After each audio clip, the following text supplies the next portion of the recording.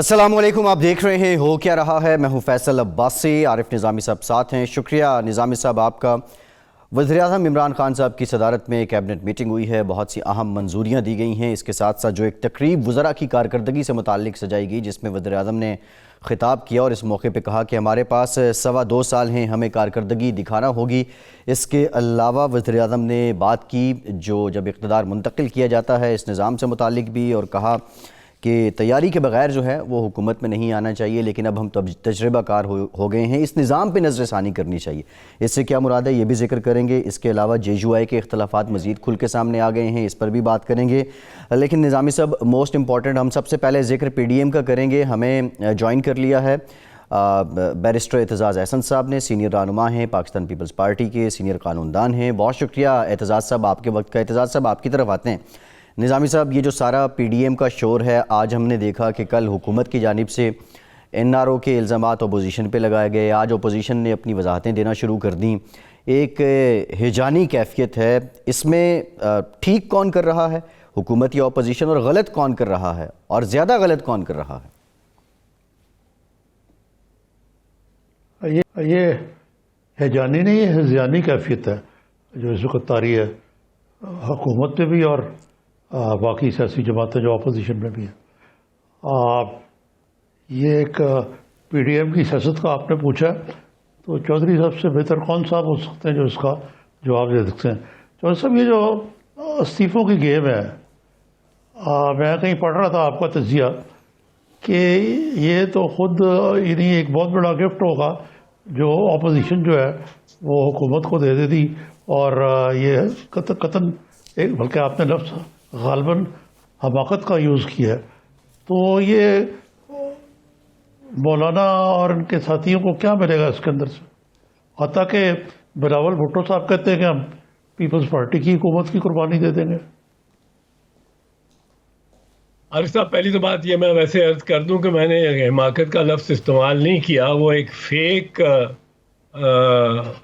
چلتے ہیں اکاؤنٹ، اور میں بار بار کہہ کے تھک گیا ہوں، اور اب وہ فیس بک میں میسیجز، وہ انسٹا، وہ ادھر وہ جو ہوتی ہے وہ دوسری، یہ ٹویٹر سے اب چھوڑا ہے، تو یہ نون لیگ والوں نے بھی اور PTI والوں نے کمال کے انہوں نے یہ فیک اکاؤنٹس بنانے کا مہارت حاصل کی ہوئی ہے کہ وہ میرے سے لگا کے ایک کو گالی دے رہا ہے، دوسرا میرے سے منہ سے زبان سے دوسرے کو گالی دے رہا ہے، اور گالی دینے کا میرا طریقہ ہی نہیں، جو میری زبان ہی نہیں، وہ استعمال کرتے ہیں۔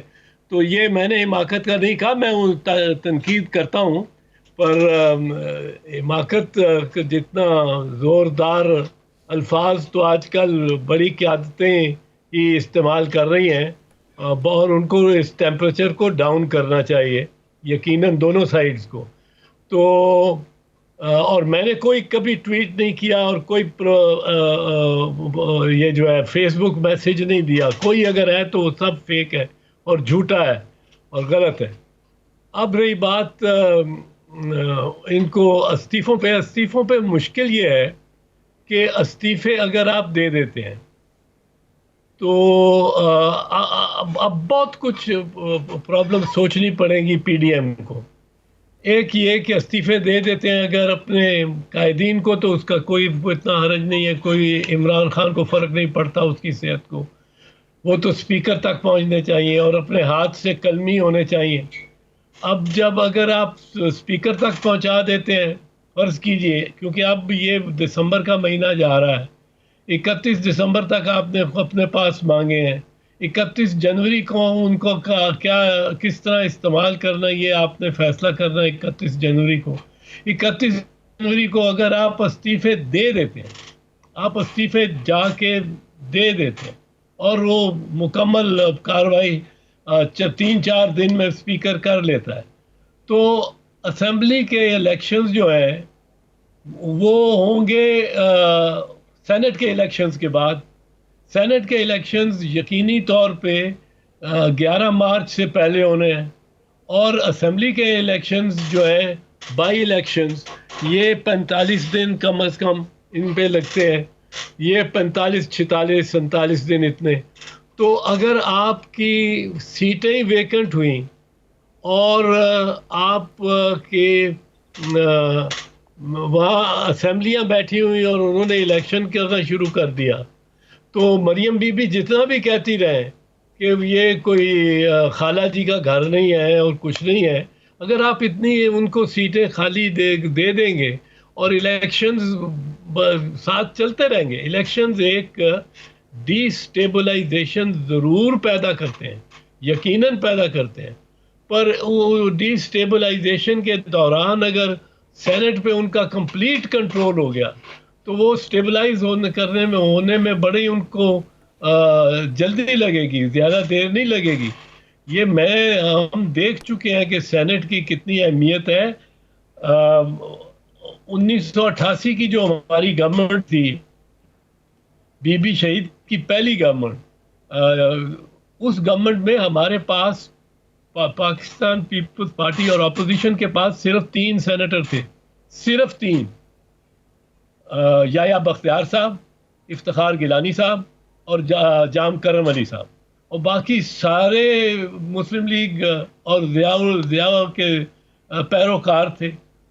اب ہم تو حکومت کس طرح چلتی، پر ہم نے پھر بھی چلائی، ہم نے اتنے نامساعد حالات میں بھی حکومت بھی چلائی، لیجسلیشن بھی کی، اور لیکن صرف یہ ہے کہ ہم ایک لحاظ سے من مانی نہیں کر سکتے تھے، تو ہم بجائے من مانی کرنے کے ہم اپوزیشن کو ساتھ لے کے چلنے کی کوشش کرتے تھے۔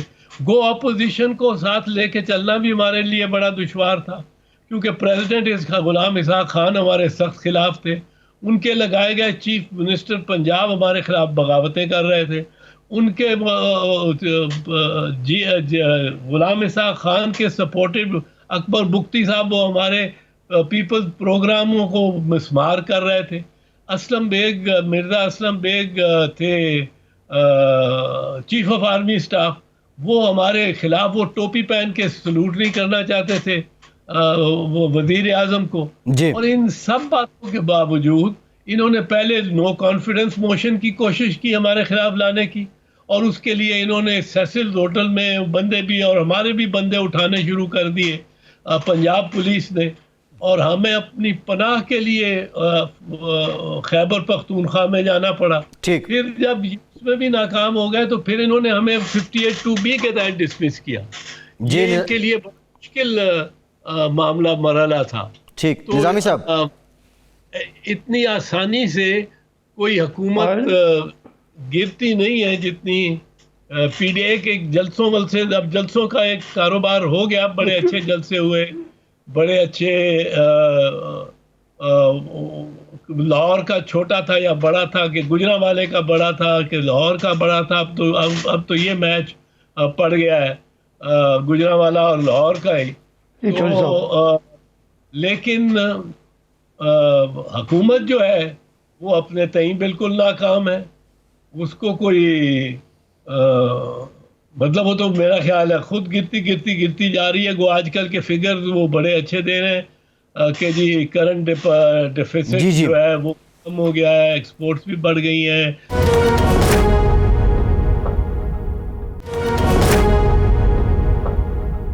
میں یہ عرض کر رہا تھا کہ یہ اگر سب کچھ آپ کہہ رہے ہیں یہ ٹھیک ہے، تو اپوزیشن کو نہیں پتا ان باتوں کا، یہ کوئی اتنے نا تجربہ کار تو نہیں ہے، زرداری صاحب بھی بیٹھے ہیں، ادھر سے نواز شریف صاحب بھی گائیڈ کر رہے ہیں، اور بھی ان کے لیڈر ہیں، تو یہ جان بوجھ کے تو ایسی حماقت نہیں کریں گے۔ آخر what is the method in this madness? نہیں، میتھڈ تو بیسکلی میرے خیال میں اگر ان کا بنتا یہ ہے کہ اگر 400 سیٹیں ویکنٹ ہو جائیں اور 400 سیٹوں پہ الیکشن ہو تو وہ ایک منی جنرل الیکشن ہے، اور منی جنرل الیکشن میں الیکشن تو کئی دفعہ ایک حلقے کا بھی نظام کو ہلا دیتا ہے۔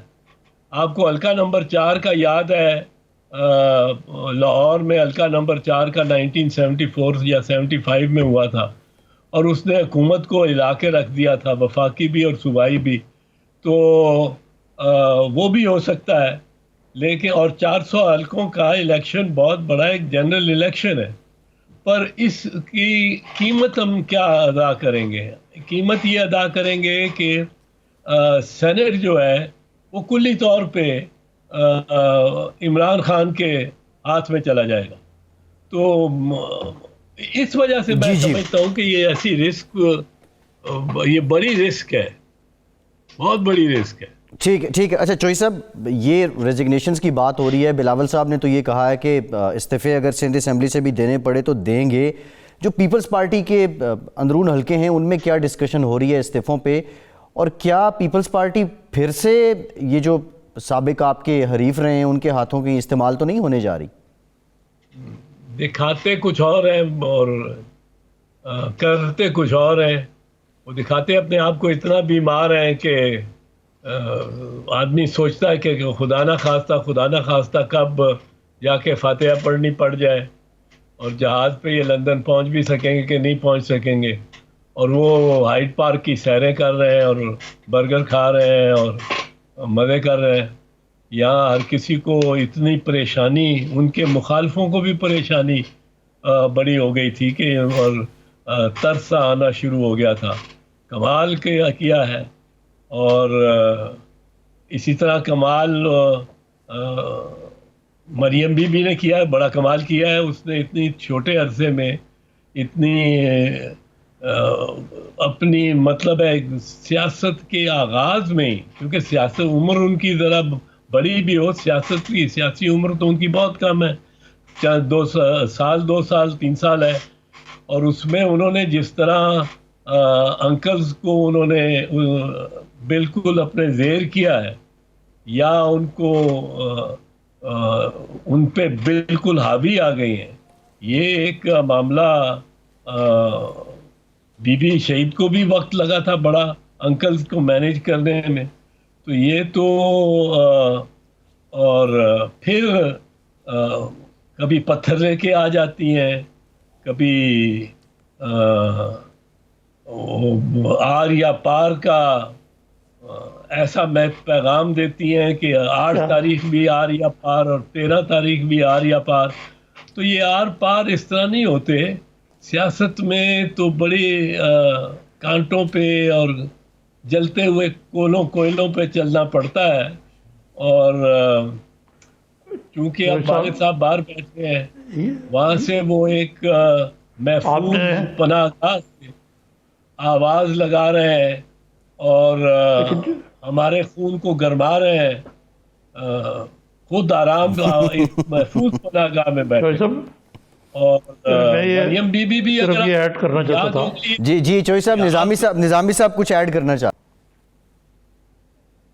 میں یہ پوچھ رہا ہوں آپ سے کہ آپ نے محترمہ شہید کی بیوی کی انکلز کا ذکر کیا، لیکن یہاں تو ریئل انکل ہے شہباز شریف صاحب. ان کو تو بڑے اچھے طریقے سے مینیج کیا گیا.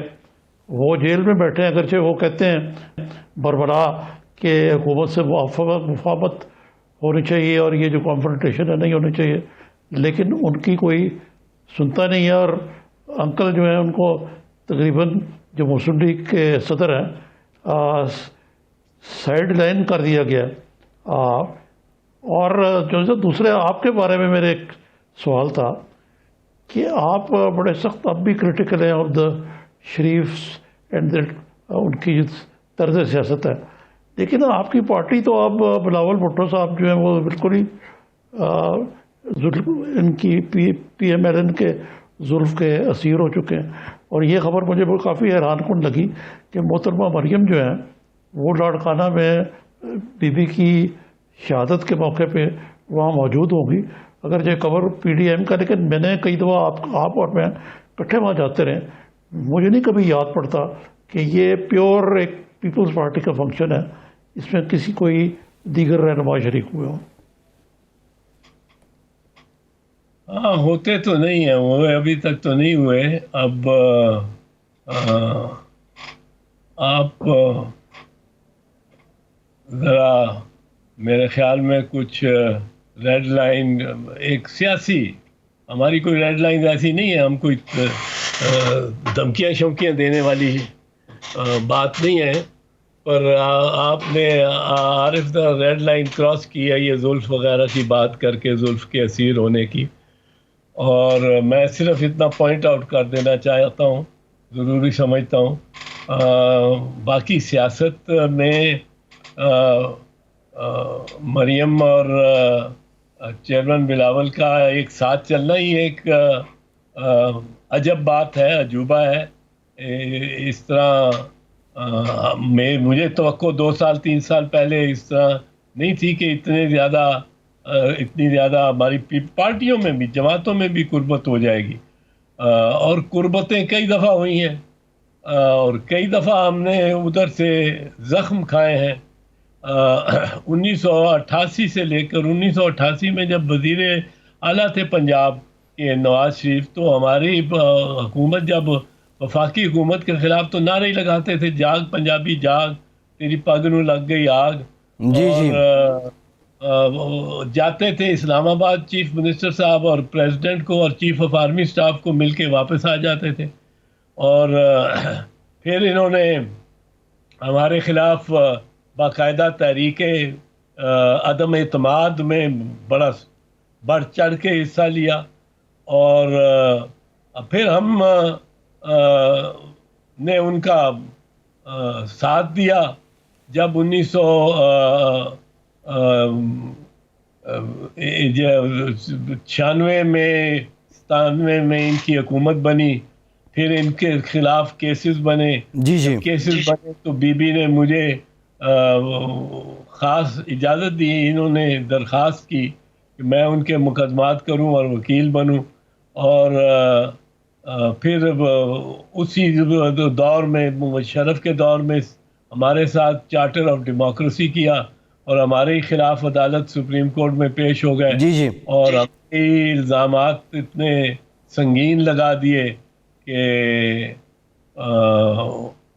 تو یہ بات دراصل خواجہ آصف صاحب بھی درست کہتا ہے کہ وہ کہتا ہے کہ میں ان پہ اعتماد کر ہی نہیں سکتا، وہ ہمارے پہ اعتماد ہی نہیں کر سکتا. سچی بات ہے، میں ان پہ نہیں اعتماد کر سکتا.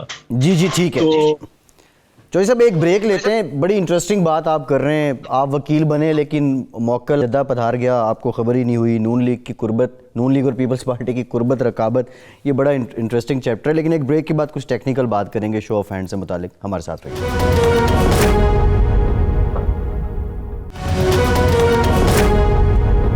بریک کے بعد ایک بار پھر سے آپ کو خوش آمدید کہیں گے. اعتزاز احسن صاحب ہمارے ساتھ موجود ہیں. اعتزاز صاحب ایک تو یہ بتا دیں، جو حکومت کہہ رہی ہے کہ ہم ریفرنس لے کے سپریم کورٹ جائیں گے، کس بات کی متمنی ہے حکومت عدلیہ سے کہ ان کو وہاں سے کیا جو وہ چاہ رہے ہیں، کس آرٹیکل کے تحت ان کو وہاں سے ان کی خواہش کے مطابق رزلٹ مل سکتا ہے؟ اور دوسرا، یہ استعفے اگر کچھ بگاڑ نہیں سکتے حکومت کا یا الیکٹورل کالج ختم نہیں کر سکتے، تو یہ پی ڈی ایم کو ایک انساؤنڈ پولیٹیکل سٹنٹ کرنے کی ضرورت کیا ہے؟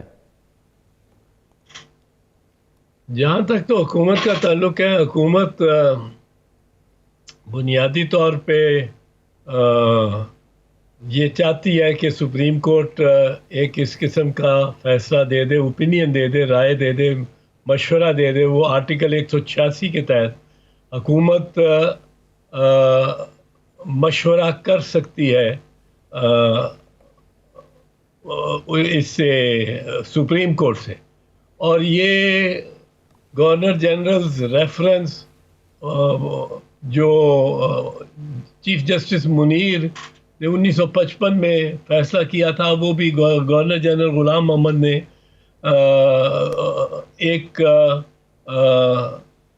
ریفرنس کی تھی، اور اس سے کافی اس سے بدنامی ہوئی سپریم کورٹ کی اس فیصلے سے.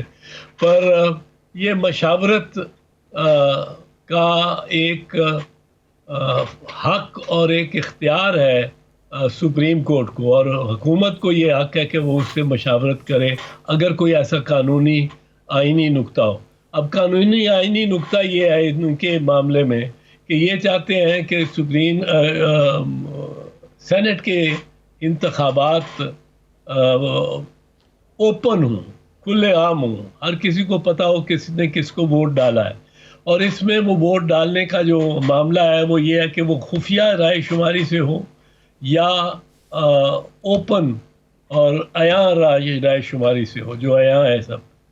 اور بدقسمتی سے میرا خیال ہے کہ سپریم کورٹ سے تو حکومت بالکل ناکام ہوگی.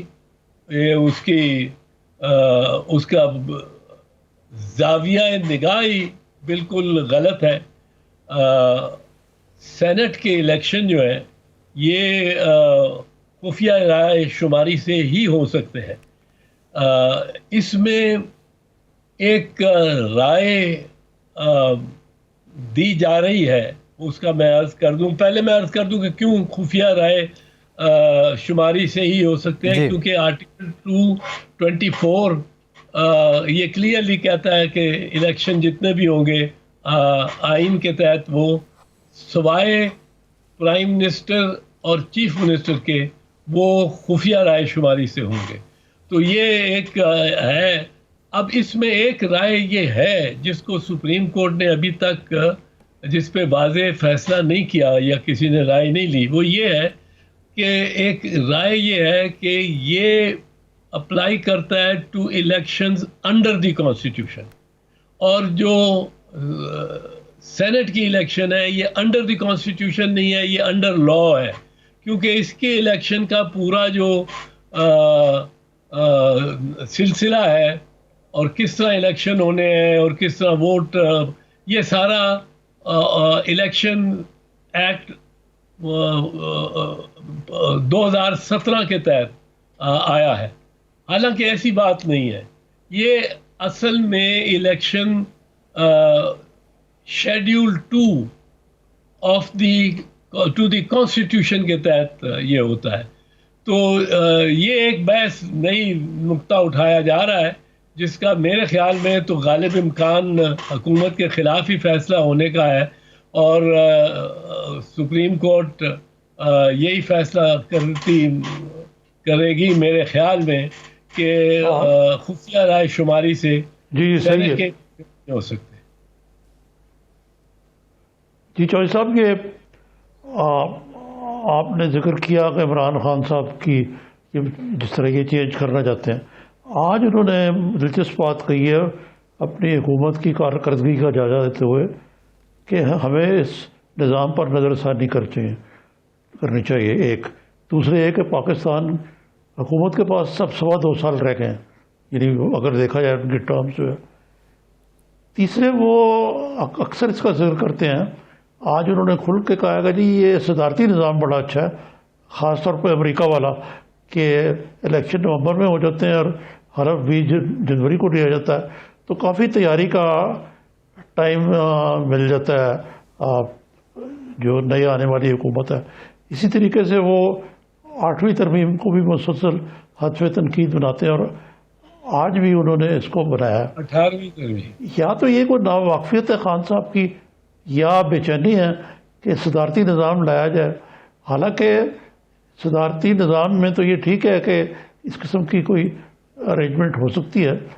پارلیمنٹری نظام میں تو آپ تو خود اس کو معلوم ہے کہ ایک شیڈو کیبنٹ ہوتی ہے اور ان کو تیاری کرنی ہوتی ہے، اور یہ توقع کی جاتی ہے کہ سیاستدان جو اپوزیشن میں بھی ہیں ان کو معروضی حالات کا پتہ ہے. تو یہ جو اتنی عرض ہے خان صاحب کی کہ اس نظام کو بدلا جائے، اور اگر پریزیڈنشیل نہیں تو کوزا پریزیڈنشیل بنایا جائے، تو سینٹ میں میجورٹی آنے کے بعد خان صاحب جو ہیں وہ کچھ نہ کچھ اس طرح پیش رفت کر سکتے ہیں. خان صاحب کی دراصل 2/3 اکثریت قومی اسمبلی میں بھی نہیں ہے، اور وہاں مشکل سے اگر پی ڈی ایم کی کچھ کوئی ایسے رستے ان کو لیے بنا دیے تو ان کی زیادہ سے زیادہ اکثریت آ جائے گی. سو خان صاحب تو کوئی خواب ان کو نہیں دیکھنا چاہیے اس کا آئینی ترمیم کا. وہ ان کی دسترس میں آتی بات لگتی نہیں ہے، ماں سوائے کوئی ایسا معاملہ ہو جس طرح کے ایکسٹینشن دینے پہ یہ آرمی چیف کو ایکسٹینشن دینے پہ سارے ہی بالکل ہی شیر و شکر ہو گئے تھے.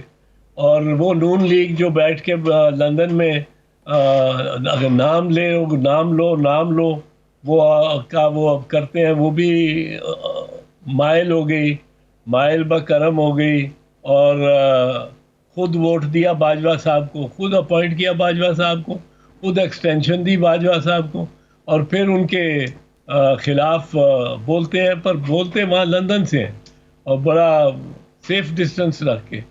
تو بہرحال اس لیے میرے خیال میں یہ تو کوئی امکانی بات نہیں ہے کہ ان کو کسی کو بھی جو اس قسم کی آج کل پالیٹکس چل رہی ہے کوئی فائدہ ہو. میرے خیال میں تو حکومت بھی اور اپوزیشن دونوں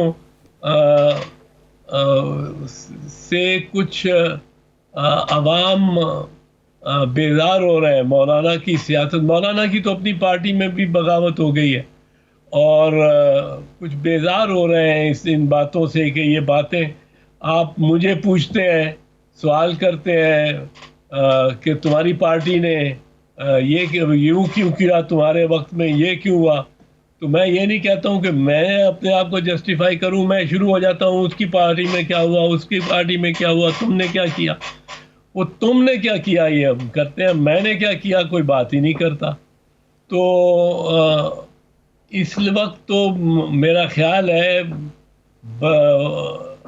سیاست کا کچھ جو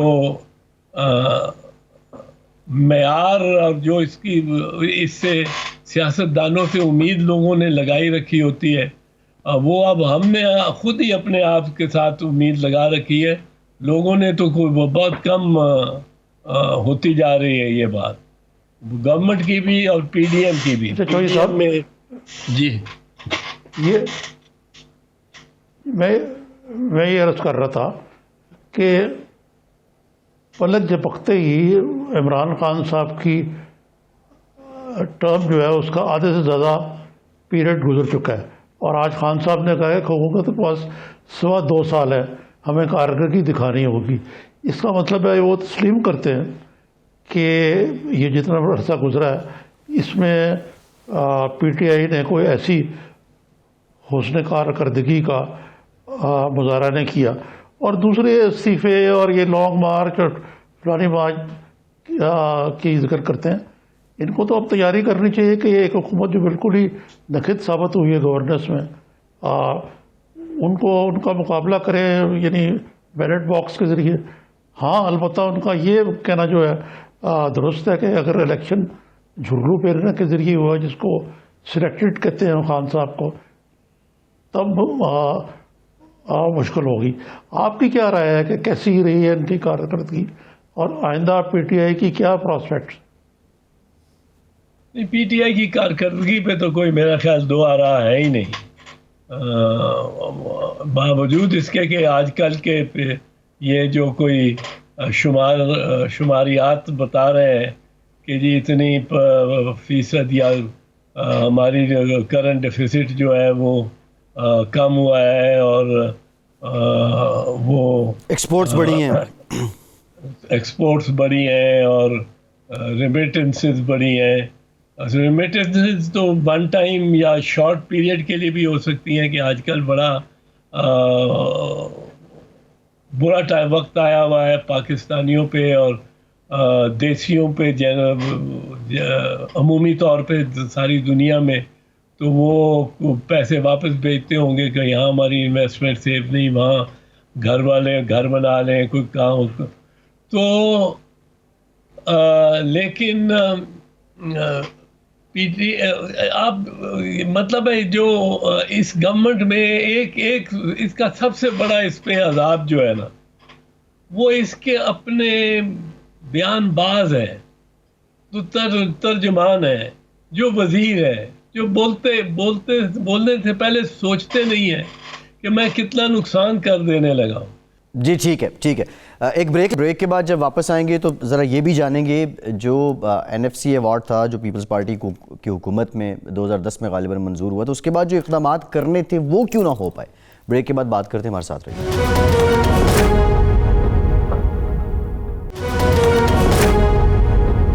بریک کے بعد ایک بار پھر سے آپ کو خوش آمدید کہیں گے. نظامی صاحب, اب یہ ڈسکشن چل رہی ہے, NRO کا ذکر بھی بار بار ہوتا ہے اور پھر NFC ایوارڈ بھی ہوتا ہے, 18ویں ترمیم بھی, یہ کچھ کامنالٹیز ہیں جو ایک طرح سے الزام حکومت اپوزیشن پہ دیتی ہے. وہ انتظامات نظامی صاحب, وہ اقدامات کیوں نہ ہو پائے جو طے ہوا تھا 2010 میں کہ ہم ایسا کر دیں گے اس NFC ایوارڈ کے بعد؟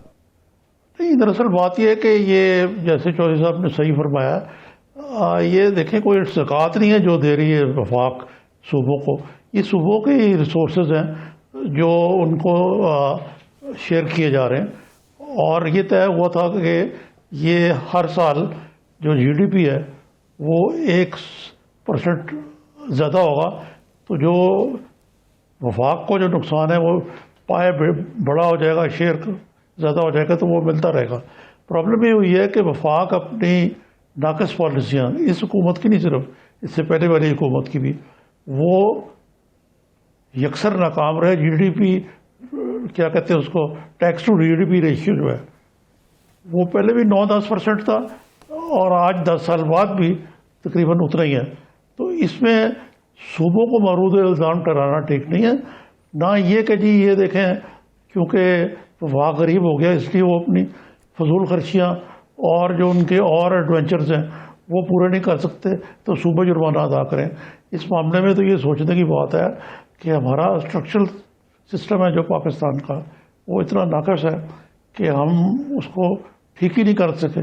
دیگر خطے کے ممالک نے کر لیا ان کو. جی چودھری صاحب. جی بالکل ٹھیک ہے. اور جو بنیادی طور پہ NFC ایوارڈ کا مقصد تھا, اور وہ یہ بنیادی طور پہ یہ تھا کہ جو اگر وفاق کے پاس جو وفاق کی تجوری میں رکھا ہوا ہے وہ کوئی وفاق ہوا میں معلق چیز تو نہیں ہے. وفاق انسانوں کا نام ہے, پاکستانی شہریوں کا نام ہے, جو وفاق سے بھی ان سے بنتا ہے, صوبے بھی ان سے بنتے ہیں, اور بلدیاتی نظام بھی ان سے بنتے ہیں اور ان کے لیے بنتے ہیں. تو اب یہ ایک ہمارے ہاں جو صوبے ہیں ان میں سندھ اور پنجاب ذرا زیادہ آسودہ ہیں. سندھ کے پاس ایک بہت بڑا شہر ہے جو بندرگاہ ہے جہاں سے ریونیو اور آمدن بہت ہوتی ہے. سارے ملک کی جتنی درآمدات ہیں, برآمدات ہیں, وہ وہاں سے ہوتی ہیں. اور اس کا انڈسٹری جو جتنی لگی ہے ادھر, وہ کیونکہ وہ بندرگاہ ہے, بندرگاہ میں خام مال کا آ جانا, اور پھر اس کی ضرورت نہیں کہ آپ کو اس کو فیکٹری جو کہ 800 میل اندر ہو, اس کو بائی ٹرین یا ریل گاڑی یا ٹرکوں پہ ادھر لے کے جائیں. آپ وہیں اس کو پروسیس کر کے ویلیو ایڈ کر کے باہر بیچ سکتے ہیں. تو اس کا ایک سندھ کا ایک یہ بہت بڑا ایڈوانٹیج ہے. پنجاب کو ایڈوانٹیج ہے اس کی زراعت کا, اور بڑا ایڈوانٹیج ہے اس کے گندم کا, چینی کا, دیگر فصلوں کا, کپاس کا. تو اور پھر ان سے ٹیکسٹائل ملیں جو ہے. تو اب خیبر پختونخوا اور بلوچستان ذرا پسماندہ صوبے ہیں. اب پاکستان کے وفاق نے اور حکومت نے تو سب کو سوچنا ہے نا, اور ریاست اگر ماں جیسی ہوگی تو وہ اس بچے کا بھی سوچے گی جس کی ایک ٹانگ کو پولیو لے گئے, اور دوسرا جو چیمپئن ہے ایتھلیٹکس اس کا بھی اتنا ہی سوچے گی. تو یہ NFC ایوارڈ بنیادی طور پہ ایک قسم کا توازن پیدا کرنے کے لیے تھا. اور اس میں یہ پیپلز پارٹی کی گورنمنٹ تھی, یہ پیپلز پارٹی کی گورنمنٹ تھی جب آصف زرداری صاحب صدر تھے، اور یہ ان کی دیدہ کا ہے. لوگ بہت خلاف ہیں ان کے، کئی تو سمجھتے ہیں ان کو برائی کی ہر جڑ ان کی آصف زرداری ہے. پر جی آپ جی کمال دیکھیں ٹھیک کہ ٹھیک اگر کوئی این ایف سی ایوارڈ ہوا ہے صحیح معنوں میں تو پیپلز پارٹی کے دور میں ہوا ہے. بالکل ٹھیک اور ٹھیک. بہت شکریہ بیرسٹر چودھری حسن صاحب، آپ کے وقت کا آپ ہمارے ساتھ موجود تھے. نظامی صاحب، یہ تو ساری باتیں ہو گئی پی ڈی ایم کے حوالے سے، لیکن یہ جو جے یو ایف اے کے اختلافات سامنے آ رہے ہیں، اس پہ پی ڈی ایم کو کتنا ایفیکٹ کر رہے ہیں؟ آج ایک اور مولانا گل نصیب صاحب سامنے آ گئے ہیں، انہوں نے بھی عدم اعتماد کر دیا ہے مولانا پہ. یہ دیکھیں جو مولانا شہرانی ہے جو سینیٹر بھی ہیں غالباً اور چیئرمین یہ اس کے رہے ہیں اسلامی نظریاتی کونسل. جی ٹھیک. نظامی صاحب، حافظ حسین احمد صاحب نے بھی جوائن کر لیا. حافظ صاحب شکریہ آپ کے وقت کا. نظامی صاحب. جی حافظ صاحب السلام علیکم، کیسے مزاج ہیں آپ کے؟ سب کا پڑھا. یہ بتائیے کہ کیا اسلام یہ بتائیے مولانا فضل الرحمان سے کیا معاملہ ہو گیا ایک دم کہ شیرانی صاحب نے بھی کہہ دیا کہ یہ جے یو اے ایف کو ایک اور ڈائریکشن میں لے جا رہے ہیں جو کہ اس کا اوریجنل تھا، اور اس کا جو مذہبی جماعت کا تشخص ہے اس کو مذہب کیا جا رہا ہے. یہ اعتراض کہاں تک جائز ہے؟ بسم اللہ الرحمن الرحیم. نظامی صاحب، جہاں تک تعلق ہے شیرانی صاحب کا، یہ اچانک بات نہیں ہوئی ہے، بلکہ حضرت مفتی صاحب کے وفات کے بعد سے جو صورتحال تھی اس میں یقیناً دو صوبے ایسے ہیں جو خیبر پختونخوا اور بلوچستان ہے جہاں پر جمعیت علماء اسلام کے پاکٹس بھی ہیں، اور شروع سے لے کر 70 کی دہائی سے لے کر اب تک یہاں سے منتخب نمائندے بھی سامنے آتے رہے ہیں. صوبہ سرحد میں ہماری حکومت کے بعد صورتحال کچھ ایسی سامنے آ گئی تھی کہ اداروں کی بجائے کچھ افراد جو ہے وہ جماعت پہ قابض ہوتے گئے، اور پھر ایسے لوگ یقیناً آپ نے دیکھا ہوگا کہ پاکستان میں جب بھی کوئی جماعت سر اٹھاتی ہے تو لوگ اس میں شامل ہوتے ہیں، کبھی کاف میں جاتے ہیں، کبھی نون میں جاتے ہیں، کبھی پیپلز پارٹی میں، تو وہ اپنے بسیرا اور آشیانے بدلتے ہیں. تو بدقسمتی سے کچھ صورتحال وہاں پر بھی اسی طرح پیدا ہوئی. جو پرانے مخلص کارکن تھے ان کی بجائے جو ہے نا کچھ ایسے لوگ جو تھے صنعتکار تھے، لوگ تھے، وہ درمیان میں پہنچے. تو شیرانی صاحب یا دیگر جو لوگ تھے وہ جماعت کے اندر موجود تھے، اور ان کی کوشش تھی کہ جماعت کے اداروں کے اندر رہ کر ہی وہ اپنی بات پہنچا سکے، اور اسی ڈگر پر جس ڈگر پر مفتی محمود رحمہ اللہ اور دیگر اکابرین اس جماعت کو لے کر جا رہے تھے اس میں وہ شناخت بھی باقی رہے اور وہی تقدس بھی باقی رہے. لیکن ظاہر ہے کہ بدقسمتی سے جب صورتحال بالکل پانی سر سے اونچا ہو گیا، پھر خصوصاً اس موقع پر کہ جہاں پر پی ڈی ایم وغیرہ کے حوالے سے نواز شریف صاحب کا جو بیانیہ سامنے آیا، اس حوالے سے بھی جماعت نے جو فیصلے کیے تھے، اور خصوصاً 18 کے انتخابات کے بعد جماعت نے ایک فیصلہ کیا تھا کہ الیکشن صوبائی الیکشن میں جناب مولانا فضل الرحمان صاحب جو ہے وہ قطعاً حصہ نہ لیں، اور ان کے بیٹے جو ہے وہ بھی اسپیکر کا ڈپٹی اسپیکر کا حصہ نہ لیں، کیونکہ ہم نے جو اسمبلی کو ہی جی صحیح ہے ٹھیک جی ناجائز قرار دیا تھا. تو یہ جی حافظ صاحب، نظامی صاحب پوچھنا چاہ رہے ہیں. عمل درآمد نہیں ہو سکو. جی نظامی صاحب. حافظ صاحب یہ بتائیے کہ یہ تو ہوا نا شیرانی صاحب کا قصہ، آپ کا کیا قصہ ہوا ہے؟ آپ تو ترجمان تھے جے یو ایف کے، آپ سے کیا اچانک ناراضگی ہوگی؟ اچانک میں نے کہا بات نہیں ہے، میں یہاں پر کوئٹہ میں تھا، اور پھر جب پی ڈی ایم کا جلسہ ہوا یہاں پر تو پی ڈی ایم نے 26 نکات پر جو ایک معاہدہ کیا تھا اس کے اندر وہ کاپی بھی میرے پاس موجود تھی. یہاں پر نواز شریف صاحب نے لندن سے تقریر فرمائی جو بغاوت کی بات کی تھی، تو یہاں پر میڈیا والے میرے پاس آئے اور انہوں نے کہا کہ جو بیانیہ لندن سے نواز شریف صاحب نے آج کے جلسے میں کوئٹہ کے جلسے میں بتایا ہے وہ JUI کا اور PDM کا بیانیہ ہے. میں نے کہا کہ نہیں، وہ ہمارا بیانیہ نہیں ہے بلکہ نواز شریف صاحب کی ذاتی رائے ہوگی، کیونکہ ہمارے بیانیہ میں یہ بات نہیں تھی. یہ جملہ میں نے کہا تو ظاہر ہے کہ میڈیا میں یہ وائرل ہوئی، اور اس کے بعد جماعت نے مجھ سے پوچھے بغیر، کوئی شوکاز دیے بغیر مجھے جو ہے جماعت سے فارغ کر دیا. تو بنیادی طور پر اصل مسئلہ یہ ہوا، لیکن اس سے پہلے بھی ہماری کوشش یہ تھی کہ جماعت کے اداروں کے اندر رہ کر جو فیصلے ہیں اس پہ کارآمد رہا جائے، اور موروثیت کے حوالے سے جو اثرات ہے اس کو ختم کیا جائے. جی عباسی صاحب. جی حافظ صاحب، آپ نے موروثیت کی بات کی ہے. یہ مولانا کو جب امیر منتخب کیا گیا تھا تو اس وقت کیا کسی نے اعتراض اٹھایا تھا یا مجلس شورا نے متفق کا منظوری دی تھی؟ اور دوسرا یہ بتا دیں ابھی کتنے لوگ ہیں جو اختلاف رکھ رہے ہیں مولانا کے انداز سیاست سے؟ دیکھیے، مولانا فضل الرحمان صاحب جب الیکشن لڑ رہے تھے تو اس وقت کچھ دوستوں نے مولانا محمد خان شیرانی صاحب کو میدان میں لے کر آئے تھے، اور وہ چاہتے تھے کہ یہ جو ادارے ہیں اس میں جو بھی فیصلہ ہوگا وہ الیکشن لڑیں گے. لیکن مولانا فضل الرحمان صاحب اس پہ بضد تھے کہ مولانا شیرانی ان کے مقابلے میں دستبردار ہوں اور وہ بلا مقابلہ منتخب ہوں. اور یہ بات ریکارڈ پر ہے کہ تمام میڈیا میں بھی یہ بات آئی تھی کہ پشاور میں باقاعدہ طور پر 3 دن تک ہمارا اجلاس معطل رہا، اور لوگ منت سماجت کرتے رہے شیرانی صاحب کو کہ وہ مولانا کا مقابلہ نہ کریں.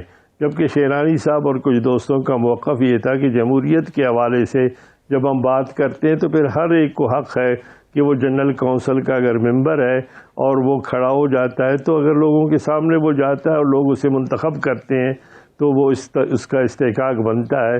لیکن مولانا شیرانی کو مجبور کر کے دستبردار کیا گیا. اس حوالے کے بعد پھر مولانا شیرانی صاحب کو دیگر عہدوں سے بھی فارغ کیا گیا. تو یہ وہ بنیاد پڑی تھی جو مولانا شیرانی کے بہت شکریہ حافظ حسین احمد صاحب، بہت شکریہ. نظامی صاحب آپ کا شکریہ. آج کے پروگرام سے اتنے.